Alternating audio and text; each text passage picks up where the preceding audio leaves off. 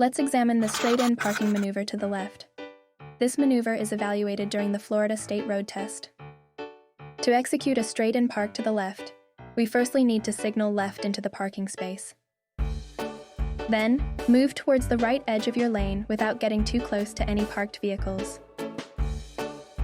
Align either your driver's side mirror, the center of your hood, or your front bumper with the left line of the parking space.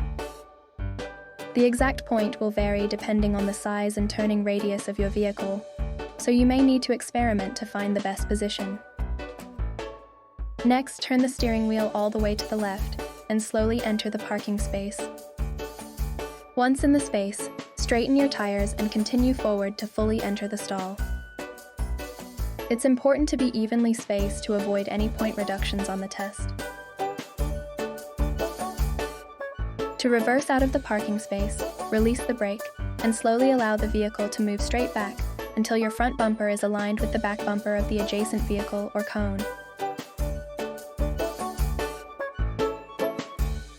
Next, turn the steering wheel all the way to the left or right, depending on which direction you wish to exit.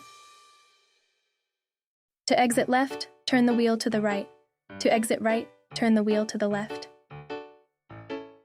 When the right side of your vehicle aligns with the left parking space line or cone, stop.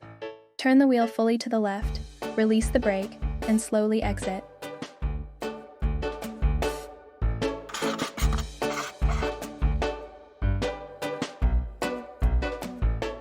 A common mistake observed during the state test is hitting or knocking over the far cone.